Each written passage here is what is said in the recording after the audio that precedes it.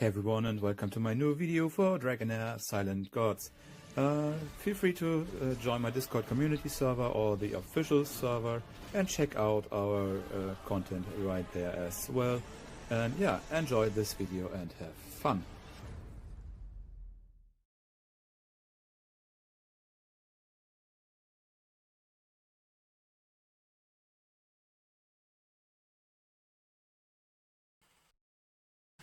So, this is the third video of the new damage school for Season 3.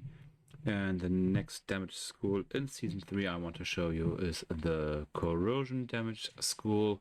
It's part of the Poison affinity part, and the Corrosion team is having a bonus when using a 2 or 3 affinity as well, increasing the corrosion intensity by 3% or 5%, depending if you deploy 2 or 3 corrosion heroes.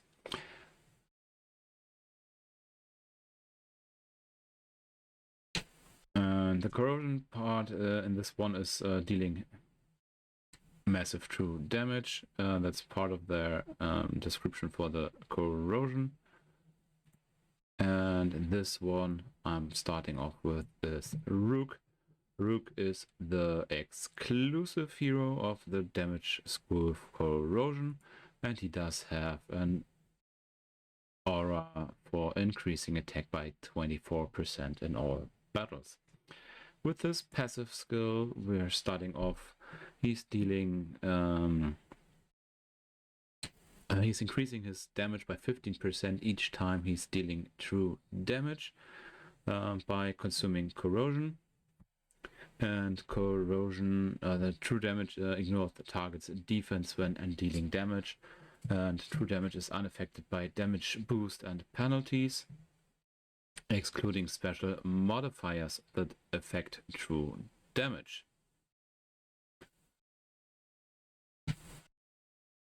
With his battle skill, he's dealing damage in a line. In a line in front of him, summoning a giant mouse to strike enemies within range. It's like running across the battlefield, hitting those 5 tiles.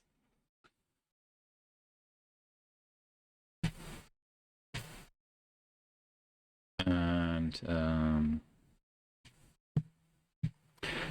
with the next part, it's his ultimate skill. He's gaining 1 stack of Everlasting Rod. Everlasting Rod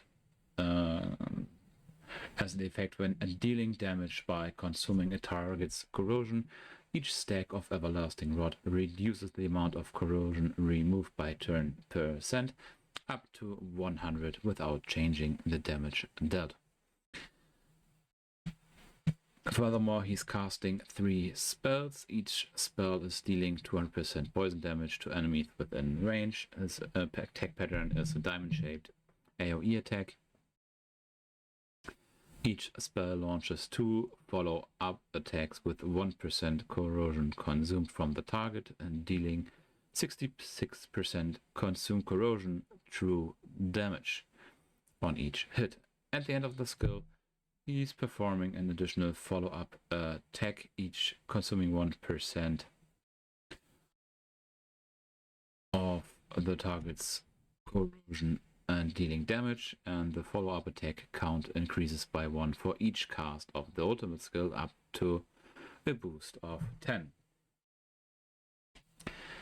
And as you can see, corrosion intensity is maximum 50%.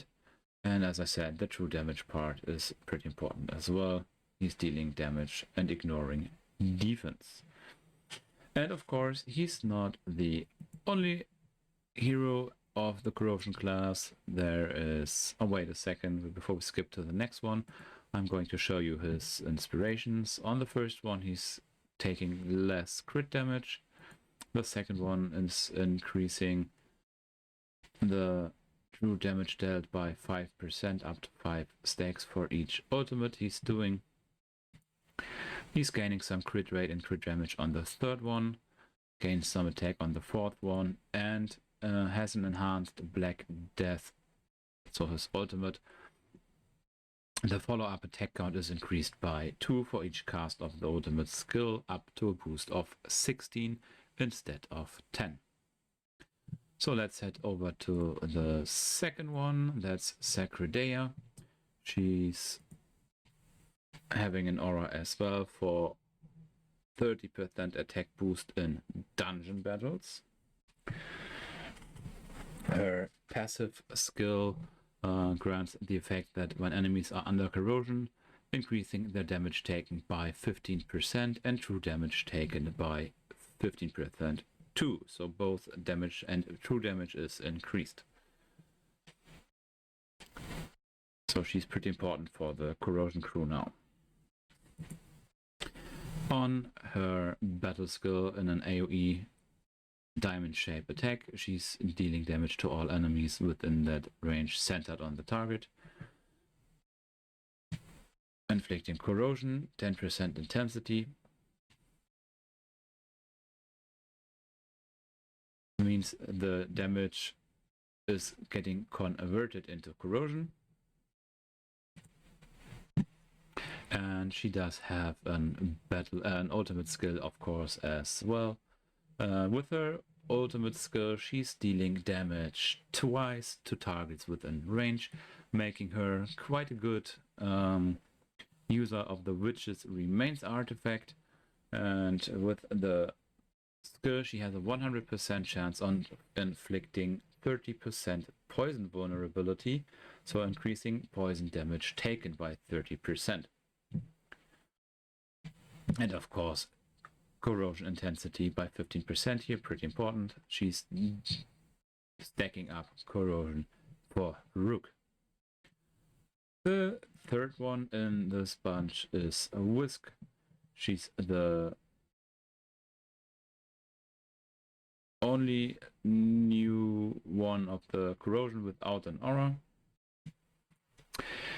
With her passive skill, she has the effect that when she's under the invisibility, her damage dealt is increased by 30%, and her corrosion intensity is increased by 10%. And this passive wouldn't make any sense without her battle skill, because she's gaining invisibility for 5 seconds, and she's striking the farthest enemy from the hero 3 times, dealing damage to them, and of course getting corrosion up by 15% in this case.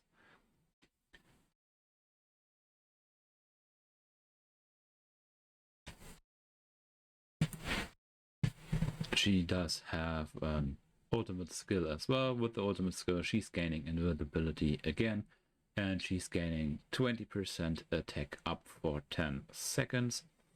And after gaining those, she's attacking enemies within range 7 times. So it's another AoE attack pattern in diamond shape. Each hit is increasing the corrosion intensity and inflicting corrosion on the enemy. So she would be a good Witch's Remains applier as well, but she is the one who's stacking the corrosion up for Rook and for Rook's ultimate skill. Of course, the corrosions does have some epic heroes as well. Dargo, for example, with his aura for Fame and Trial, has some corrosion intensity passive bonus when attacking enemies whose corrosion is less than 30% of the max HP. His corrosion intensity is increased by 10%, dealing damage to a single target on his battle skill, and dealing damage AoE pattern full map with 5 orbs striking random enemies in this turn, dealing damage to them, and those orbs aim to attack targets that do not have any corrosion at first. If there's only one enemy, all 5 orbs are targeting the same target, So this is pretty helpful in stacking up corrosion as well. So if you don't have those legendaries, he can be pretty useful as well. So let's head over to the drilling ground, and I'm going to show you how this is looking in battle. Putting a whisk in here in the front, Sacredea here, and Rook here.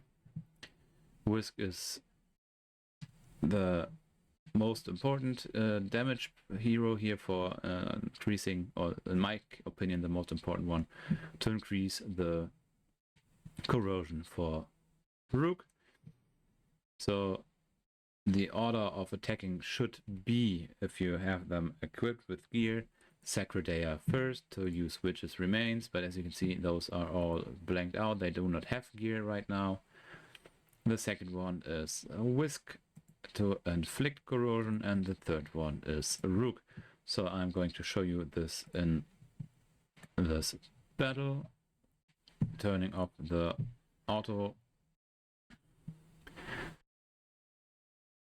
having Sacredea go first, Rook next, and finally Whisk next, and finally Rook.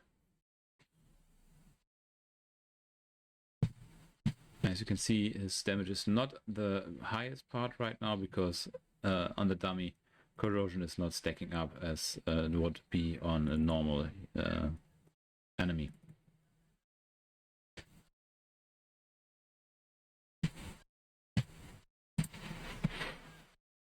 And this will be one of the highest damage dealing trios in Season 3, especially on bosses, and even for some speedruns they might be viable, but this will be shown in the future. We will find that out when Season 3 started and everything is settling. So yeah, I wish everyone good luck on achieving those 3 heroes. And well, I forgot, Rook, of course, as an exclusive hero, does have an artifact as well.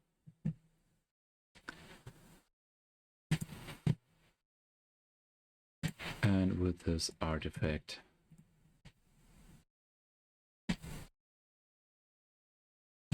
this is his staff, the Red Tamer. He's getting crit damage, and when Rook casts a skill to deal true damage, this damage is increased by another 80%. So this is pretty big.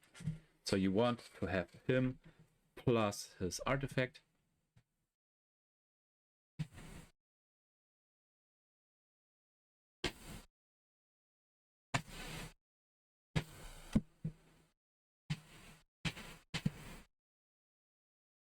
To increase his damage even further. So yeah, everyone, thanks for watching my video, and have a great day.